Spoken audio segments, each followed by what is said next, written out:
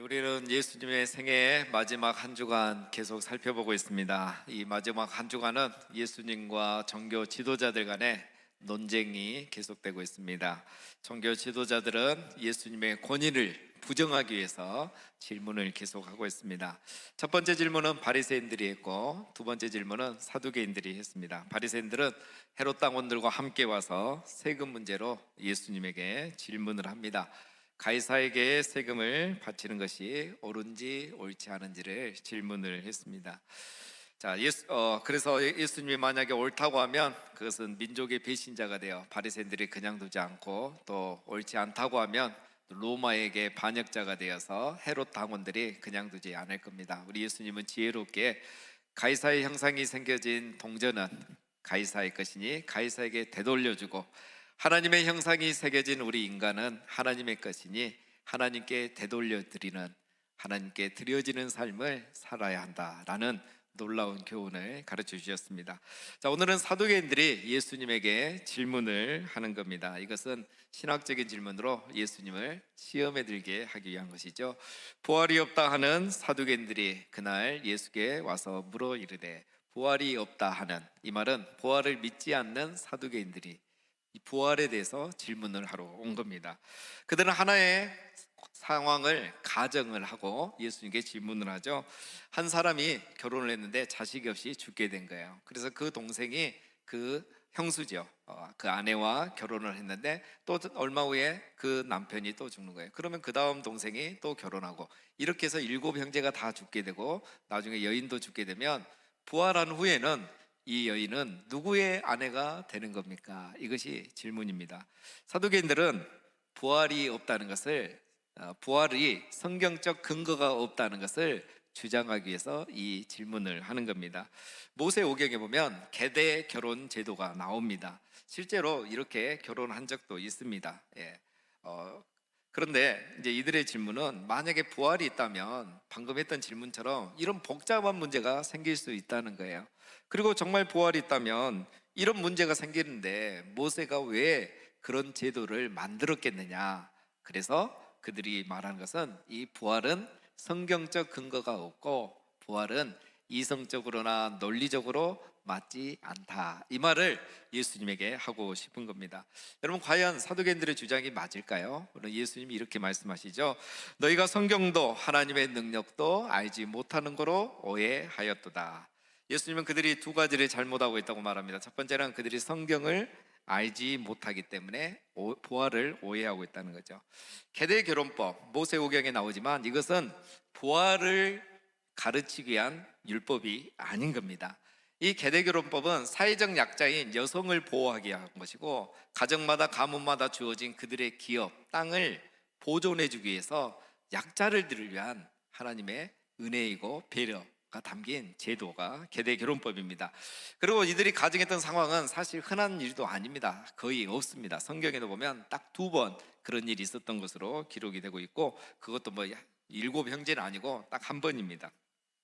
그러니까 일어나지도 않는 일을 과장해서 가정에서 질문을 하고 있는 거죠.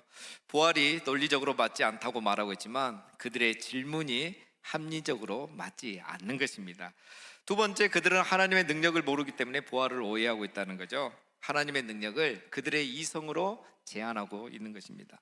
여러분, 하나님의 능력이 세상을 창조했다면 죽은 자를 살리는 것이 뭐가 문제겠습니까?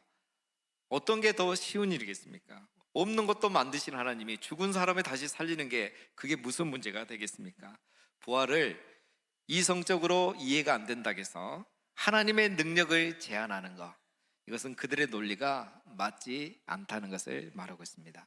성경에 대한 무지, 하나님에 대한 무지, 이 무지가 오해를 가져온 것입니다. 우리는 여기서 궁금한 게 있습니다. 여러분, 왜 사두개인들은 이런 생각을 하고 있을까요? 그들이 이런 생각을 하는 것은 앞에 말씀드린 것처럼 믿음의 근거가 있습니다. 그 믿음의 근거가 바로 성경입니다. 그들은 근데 성경을 다 믿는 게 아니라 구약 성경 39권 중에 5곳, 모세 오경만 그들은 하나님의 말씀을 믿어요. 그 모세 오경을 근거로 부활이 없다고 그들은 주장하고 믿는 것입니다. 이게 무슨 의미일까요? 바로 사두개인들은 믿고 싶은 것만 믿고 싶은 대로 믿는 사람들인 것입니다. 한마디로 부활을 믿기 싫은 거예요. 그럼 신앙은 하나님의 말씀을 그대로 믿는 겁니다. 모세오경도 하나님의 말씀이고 다른 구약 성경도 하나님의 말씀이에요. 어디에든지 구약에 부활의 내용들이 있습니다. 모든 말씀을 그렇게 믿어야 되는 거죠. 여러분, 왜 사두개인들은 이렇게 자기들이 믿고 싶은 것만 믿을까요? 성경 중에 모세 오경만 믿고 부활은 믿지 않고 또 천사도 믿지 않고 영의 세계도 믿지 않고 내세도 믿지 않고 왜 그들은 믿고 싶은 것만 믿을까요? 여러분, 지난주에 말씀드렸는데 사두개인들은 지극히 현세주의자들입니다. 그들은 친로마적인 성향을 가졌습니다. 로마의 권력과 결탁하여 황제의 그늘 아래, 로마의 그늘 아래서 누구보다도 그 시대의 부와 권력을 누린 집단이 바로 사두개인들인 것입니다. 부활은 그들에게 불편한 교리였던 겁니다. 그들은 부활을 믿지 못한 게 아니라 믿기 싫은 겁니다. 그들은 부활을 알지 못하는 게 아니라 알고 싶지 않은 거였습니다. 그들은 부활을 믿는 삶을 살 수 없는 것이 아니라 살아가기 싫었던 것입니다. 내세의 삶은 그들에게 필요하지 않았습니다. 왜냐하면 현세만으로도 그들은 충분히 행복했고 이보다 더 좋을 수 없었기 때문인 것입니다. 그들은 여러분 부활을 믿지 않는 것보다도 사실은 그들은 부활이 필요하지 않은 사람들이었던 겁니다. 그래서 믿고 싶은 대로 믿고 싶은 것만 골라서 믿은 겁니다. 세상 세계관대로 살면서 호사를 누리는 그들에게 부활과 내세라는 것은 불편한 교리였습니다. 기득권자들인 그들에게 부활의 교리는 믿지 못할 교리가 아니라 믿어서는 안 되는 진리였던 것입니다. 그래서 그들은 믿고 싶은 것만 믿고 싶은 대로 믿고 성경을 무지한 게 아니라 성경을 무시했고 하나님의 능력도 그들은 무시한 겁니다. 현세를 택하고 내세를 버리고 현실을 택하고 하나님을 무시했던 것입니다. 사랑하는 여러분, 오늘 이 사두개인의 모습은 우리에게 질문을 던집니다. 여러분, 우리는 부활이 믿고 싶은 교리입니까? 우리는 부활을 필요로 하는 사람입니까? 정말 부활을 간절히 기다리고 충분히 준비하고 있는 사람입니까? 부활이 없으면 오늘 나의 모든 것이 한순간에 모든 의미가 사라지는 것입니까? 이에 대해 스스로 대답해 보시기 바랍니다. 그 대답이 우리의 신앙을 말해주고 있는 것입니다. 사랑하는 여러분, 부활은 우리가 믿든 믿지 않든 확실한 진리인 것입니다.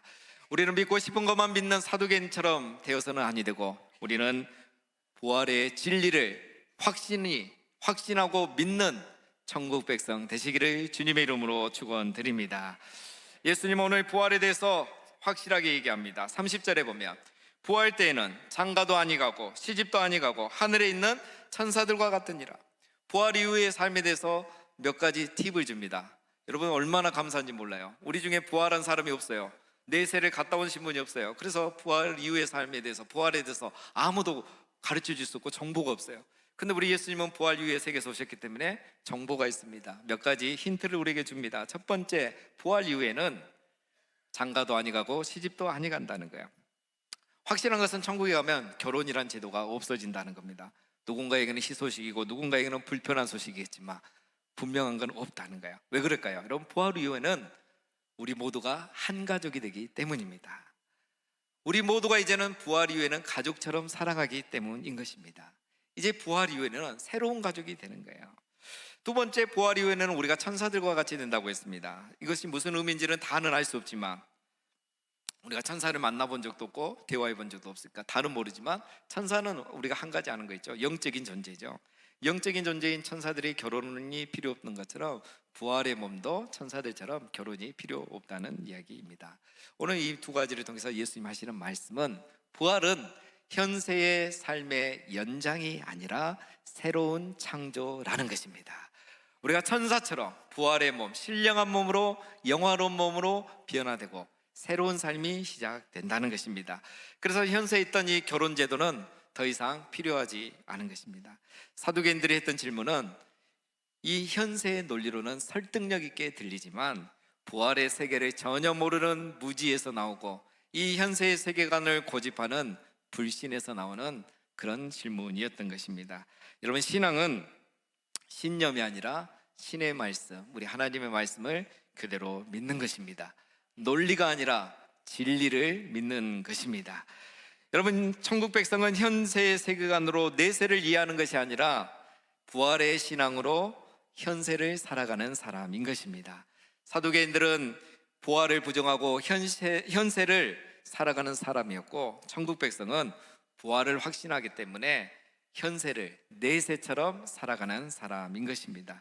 사두개인은 현세가 영원하기를 바라는 사람이었어요. 그래서 부활을 믿지 않았던 것입니다. 천국 백성은 부활을 확신하기 때문에 그 내세를 기다리고 준비하며 살아가는 사람인 것입니다. 여러분, 옛 성전에는 사두개인이 있었듯이 현대 교회에도 사두개인과 같은 신앙을 가진 사람들이 있습니다. 그리고 우리 안에, 내 안에도 사두개인의 모습이 있습니다. 부활을 부정하지 않지만, 부활을 믿는다고 말은 하지만 현세가 영원한 것처럼 살아가는 것, 내세를 전혀 준비하지 않고 의식하지 않고 살아가는 것, 그게 오늘 이 시대의 사두개인입니다. 부활을 부정하진 않지만 부활이 없는 것처럼 살아가는 것, 그게 바로 내 안에 있는 사두개인입니다.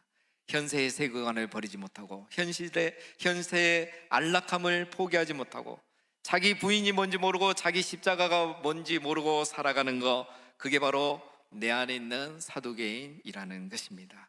사랑하는 우리 성도님 여러분, 부활의 진리를 확신하고 부활의 삶을 이 현세부터 살아가는 우리 모두가 되시기를 주님의 이름으로 축원드립니다.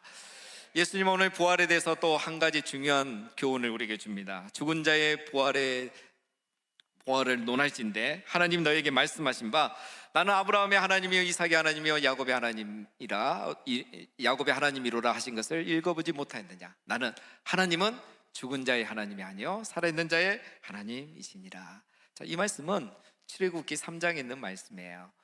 사두개인은 모세 오경만 믿는다겠죠. 그래서 예수님이 그 모세 오경 안에도 부활의 진리, 교훈이 있다는 것을 인용하신 겁니다. 하나님이 모세에게 말씀하실 때 자기를 소개하면서 나는 아브라함의 하나님이요 이삭의 하나님이요 야곱의 하나님이라고 하셨죠. 나는 아브라함의 하나님이었고 이삭의 하나님이었고 야곱의 하나님이었고 이제 나는 너의 하나님이야, 이렇게 말씀하지 않으신 거예요. 마치 아브라함이 살아있는 것처럼 나는 아브라함의 하나님이다, 현재형으로 얘기한 거죠. 아브라함이 죽고 끝난 것이 아니라 지금 살아있다는 거고 장차 부활할 것이라는 걸 이미 이 말씀 안에 담고 있는 거죠. 이처럼 하나님은 죽은 자의 하나님이 아니라 살아있는 자의 하나님이라는 거예요. 죽은 아브라함의 하나님이셨던 것이 아니라 살아있는 아브라함의 하나님, 그때도 아브라함의 하나님이고 지금도 아브라함의 하나님이라는 것입니다. 물론 이것이 부활의 교리를 가르치기 위해서 하나님 하신 말씀은 아닙니다. 예수님의 놀라운 통찰력이 여기에서 부활의 진리를 이렇게 인용을 하신 거죠. 여러분, 부활이 없다고 주장하는 사두개인들에게 부활이 확실히 있다고 예수님은 오늘 출애굽기 3장을 통해서 교훈을 주십니다. 자, 여러분, 이제 이 모든 걸 우리가 살펴봤는데 이제 우리가 알 수가 있습니다. 사두개인들은 무엇이 문제였는가? 이것이 오늘 우리가 마지막 기억해야 될 내용입니다. 여러분, 성경이 문제가 아니었습니다. 성경에 이미 부활이 있었습니다. 모세오경이 문제가 아닙니다. 모세오경 안에도 부활의 문제가 있었습니다. 성경이 문제가 아니라 그들의 욕망과 그들의 세계관이 문제였던 것입니다. 성경이 문제가 아니라 성경과 진리를 부정하려는, 그러면서 자기의 아집을 굽히지 않고 자기의 욕망을 내려놓지 않으려는 그들이 문제였던 것입니다. 성전에는 나오지만 설렘이 없으니 살아있는 자의 하나님은 만나지 못하고 맨날 죽은 자의 하나님만 논하고 묵상하는 그들이 문제였던 것입니다. 성경은 너무 잘 알지만 설렘은 없고 성경이 너무 익숙해져서 성경을 자기의 세계관으로만 읽고, 그래서 믿고 싶은 것만 믿고 믿고 싶은 대로 믿고 나에게 이익이 되는 것만 믿고 그렇게 해석하고 아전인수격으로 성경을 보는 그들이 문제였던 것입니다. 설렘은 없고 익숙함만 남으니 부활도 부정하는, 부활과 내세를 포기해버리고 현세를 선택하는 그들의 불신앙이 문제였던 것입니다. 그들은 이성에 갇혀 있고 논리에 갇혀 있었고 합리주의에 갇혀 있었고 그들의 경험 안에만 갇혀 있었던 것입니다. 사랑하는 여러분, 안타까운 것은 지금도 이 현대의 교회에도 사두개인이 있고 우리 안에도 이 사두개인이 있다는 것입니다. 우리 안에도 바리새인이 있고 이 시대의 바리새인이 교회 안에도 있다는 것입니다. 세금도 돌려주기 쉽고 내 자신도 하나님께 되돌려드리기 쉽고 질문만 많고 말만 많고 논쟁만 하기 좋아하는 바리새인이 오늘 내 안에 있는 것입니다. 부활을 믿는다고 하면서 부활의 삶을 살아가지 않는 것, 내세를 부정하지 않으면서도 현세에 집착하고 현세가 영원한 것처럼 살아가는 것, 그게 바로 오늘 우리 안에 있는 사두개인인 것입니다.